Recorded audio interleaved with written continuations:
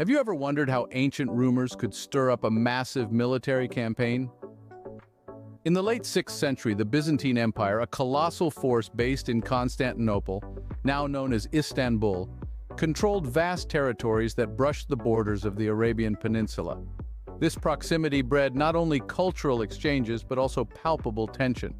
The Byzantines, wary of the burgeoning influence of Islam, were seen as a looming threat to the nascent Muslim community in Medina. It was against this backdrop that whispers began to swirl. Rumors of an impending Byzantine invasion reached the ears of Medina's residents, stirring a mix of fear and resolve among the community. The atmosphere in Medina was charged with a tangible sense of urgency. Community leaders gathered, elders spoke of ancient prophecies, and traders shared news from the distant lands they had visited. The very air seemed thick with anticipation and the weight of impending decisions. The Byzantine Empire, renowned for its military might and strategic acumen, was not an adversary to be taken lightly. Its legions, seasoned by countless battles across the rugged terrains of Europe and Asia, were a formidable force capable of destruction and rapid conquest. The thought was unnerving, a mighty empire considering a strike to halt the spread of a new faith. As the rumors intensified, so did the nightly gatherings in homes and the fervent discussions in the marketplace. People debated the possibility of war, pondered the consequences, and prayed for divine guidance. Amidst this brewing storm, Prophet Muhammad, the leader of the Muslim community, emerged as a beacon of calm and strategic foresight. Known for his wisdom and insight, he grasped the critical nature of the situation. Prophet Muhammad was no stranger to the art of statecraft and the importance of preemptive measures. Upon hearing these whispers, he didn't sit back waiting for confirmation. Instead, he saw an opportunity not only to protect his people, but also to assert the strength and unity of the Muslims. With a deep understanding of the political landscape and the psychological impact of proactive engagement, he began to prepare his community for the possibility of a confrontation. The preparation involved not only physical readiness, but also spiritual fortification. Prophet Muhammad convened meetings with his closest companions to discuss strategies and gather intelligence. He sent scouts towards the north to watch for any signs of an advancing army. At the same time, he engaged with his people directly, urging them to maintain their faith and unity in the face of external threats. He emphasized the importance of solidarity and the power of a united community in overcoming adversity. With strategic acumen, Prophet Muhammad responded to these rumors decisively. He called upon his followers, rallying a force that would be remembered for its size and the fervor of its volunteers. This wasn't just a gathering of troops, it was a mobilization of a community ready to defend its identity and faith. Men and women alike contributed to the war effort, providing supplies, weaving tents, forging weapons, and offering prayers. The response was overwhelming, with hundreds pledging their readiness to stand in defense of their community. As the days passed, the preparations grew more intense. The air was filled with the clang of metal, the murmur of strategizing voices, and the solemn invocation seeking divine favor. Prophet Muhammad continued to inspire reminding them of the virtues of patience and resilience. He walked among the volunteers, sharing words of encouragement and reinforcing the sense of a shared mission. The preparations culminated in a grand assembly where Prophet Muhammad addressed the entire gathering. His words, powerful and poignant, echoed through the crowd, instilling a sense of purpose and determination. The community was not just preparing for a battle, they were affirming their identity, standing up for their beliefs, and showcasing the unity and strength of their faith. The preparation for what would come to be known as the expedition to Tabuk was extensive. Every individual who stepped forward to volunteer was part of a larger statement, a statement of readiness, unity, and the willingness to act in the face of potential adversity. So, with the threat looming over the horizon, the stage was set for what would be known as the Battle of Tabuk. As the whispers of war echoed in Medina, far to the north, the strategists of the Byzantine Empire gathered under the opulent domes of Constantinople. The grandeur of the city was unmatched, reflecting the empire's immense power and its deep-rooted history of conquest and diplomacy. The Byzantine Empire, a beacon of Christian authority, viewed the rapid expansion of Islam with both awe and apprehension. In the lavish halls of the imperial palace, Emperor Heraclius, a ruler noted for his shrewdness and military prowess, convened his most trusted advisors. The air was thick with the scent of incense and the quiet tension of impending decisions. The map of the empire sprawled across a large table with the Arabian Peninsula prominently at its center. Heraclius pointed to the region, his face set in grim determination. "This new faith," he began, "spreads not just through the desert sands, but into the hearts of men far beyond. It threatens to upheave the delicate balance of power we've so meticulously built." His advisors, a mix of military commanders and seasoned diplomats, nodded in agreement. They discussed the strategic importance of the Arabian Peninsula, not only as a crossroads of trade, but as a land rich with potential allies and converts. The expansion of Islam could disrupt the Byzantine trade routes, influence the loyalties of bordering tribes, and shift the regional power dynamics unfavorably against Constantinople. General Vasilios, a veteran of Eastern campaigns, highlighted the military implications. "Our legions stand ready, Emperor. However, engaging directly might provoke further unity among these new believers. We must consider a strategy that involves not just swords, but also the minds of men." His suggestion hinted at espionage, alliances with local tribes, and perhaps even fostering dissent within the Muslim community itself. As the discussion deepened, the chamber echoed with diverse opinions on how to counter this emerging threat. Some advocated for immediate military action to demonstrate strength and deter further expansion. Others proposed a more cautious approach, suggesting that the empire first seek to understand the true nature of Islam, its leaders, and its ambitions. Emperor Heraclius listened intently, his mind racing through scenarios of war and diplomacy. He knew the decisions made within these walls would resonate through the ages. The Byzantine response had to be calculated and precise, balancing the might of the empire with the subtleties of a rapidly changing political landscape. Finally, the emperor spoke, his voice resolute. "We shall prepare on all fronts, strengthen our borders, forge alliances with the tribes, and send emissaries to Medina. Let us not rush to battle, but be ready for it. This is not merely a challenge, it is an opportunity to reaffirm our dominion and perhaps in time to shape the course of this new faith." As the council adjourned, the strategies began to take shape. Ships were readied, emissaries selected, and messages sent across the empire to mobilize. The Byzantine Empire, with its centuries of experience in warfare and diplomacy, was about to engage in a new kind of conflict, one that would test its ability to adapt and exert influence not just through force, but through the strategic use of intelligence and alliances.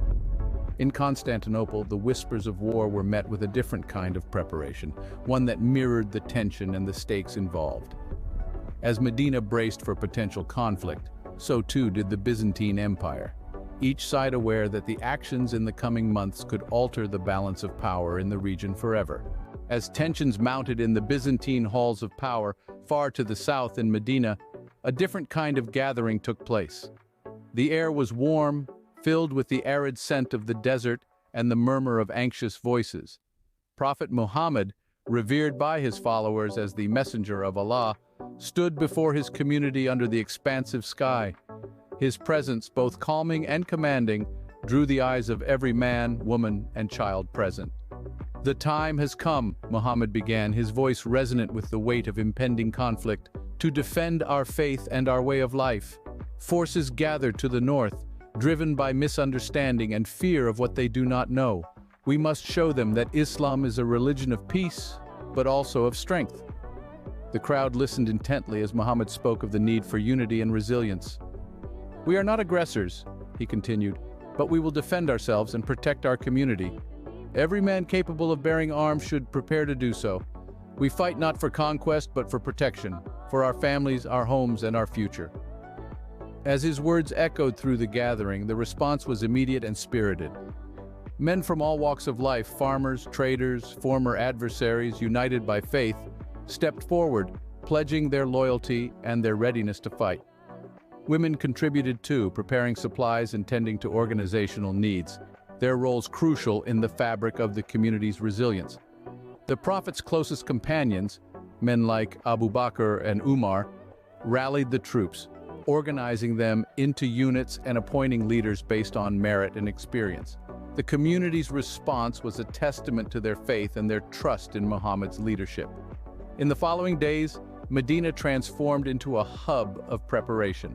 Blacksmiths worked tirelessly, forging weapons and armor. The buzz of strategy meetings filled the air, blending with prayers for protection and victory. Scouts were dispatched to gather intelligence on Byzantine movements, ensuring that the Muslim community would not be caught unprepared. Muhammad himself oversaw the preparations, offering guidance and encouragement, his resolve unshaken by the magnitude of the challenge ahead. He met with his advisors, discussing tactics and strategies, always emphasizing the importance of discipline and the adherence to the principles of Islam during warfare. As the community prepared for the possibility of conflict, there was also a profound sense of purpose. This was not merely a military endeavor, it was a defining moment in the history of Islam, a chance to demonstrate the strength and sincerity of their faith.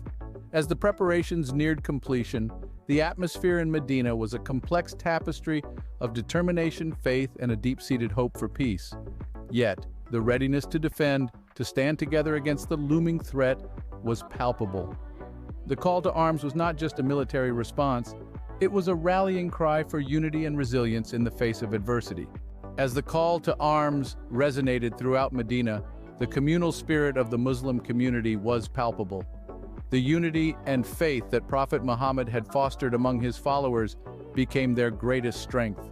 Men and women, young and old, came together with a shared purpose that transcended individual needs and aspirations.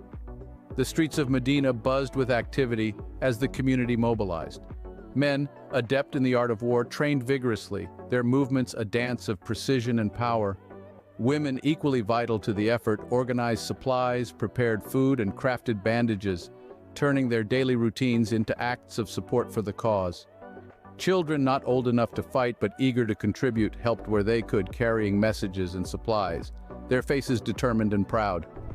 In the marketplace, the usual chatter of bargaining was replaced by discussions of strategy and support. Traders donated materials for weapons and armor. Craftsmen put their skills to work, not for profit, but for the protection of their community. The unity was not just in action but in spirit. Every prayer whispered in the mosque now held a deeper meaning, a plea for safety and success in the face of uncertainty. At the heart of this mobilization was the profound faith in Islam. This faith was the community's shield and strength, binding them with a resolve that no external force could weaken. They were not just preparing for a battle, they were reaffirming their identity and their values, standing firm in the belief that their cause was just and their actions were righteous. As the preparations continued, Prophet Muhammad met with his advisors regularly, his tent a hub of constant planning and discussion. The strategies devised there were informed not only by military tactics but also by the principles of Islam, ensuring that even in war, their actions would reflect the peace and justice the religion preached. The unity and mobilization of the Muslim community in Medina were a testament to their resilience and faith. As they prepared to defend themselves, they stood together, a community united not just by a common threat, but by a profound and shared belief in their way of life and its preservation. This was their strength, their call to arms, not just a battle cry, but a declaration of unity and faith. As the sun dawned over Medina, the air was thick with anticipation. The final preparations for the Battle of Tabuk were underway, marking a pivotal moment in the history of the early Muslim community. The streets, once bustling with daily commerce, had transformed into avenues of martial readiness. Soldiers clad in armor performed their final drills, their faces set with determination and solemnity. The sound of metal clashing and horses neighing filled the air, a stark reminder of the imminent challenge. In the midst of this, Prophet Muhammad stood as a beacon of calm and resolve. He moved among his people, offering words of encouragement and prayers, his presence reinforcing their faith and courage. He reminded them of the importance of their mission, not just in terms of the battle but as a testament to their steadfastness in the face of adversity. The prophet's words uplifted the spirits of the warriors, imbuing them with a sense of higher purpose. Women and children gathered to say their farewells, their faces a mixture of pride and concern. Each goodbye was charged with emotion, knowing that it could be the last. Yet there was a powerful sense of community and solidarity that enveloped the city. Everyone played a part, whether on the battlefield or behind the scenes. The logistics of the campaign had been meticulously planned. Supplies, weapons, and provisions were checked and rechecked. Strategists and experienced soldiers huddled around maps, discussing tactics and routes, ensuring that every possible scenario was considered. The unity and meticulous preparations of the past weeks had forged a formidable force ready to defend their beliefs and their homes. As the troops began to assemble outside the city, the horizon filled with the sight of banners fluttering against the clear blue sky. The atmosphere was one of solemn determination. The community's prayers rose in a powerful chorus, seeking divine protection and victory. Medina was no longer just a city, it had become a symbol of Islamic resilience and unity. The scene closes with the poignant image of Prophet Muhammad looking out over his assembled followers, his expression one of profound faith and unwavering leadership. The Battle of Tabuk was not just a confrontation of armies. It was a defining moment for the nascent Muslim community, a demonstration of their readiness to uphold justice and peace as prescribed by their faith. As the army marched forth, the weight of history was palpable. Each step forward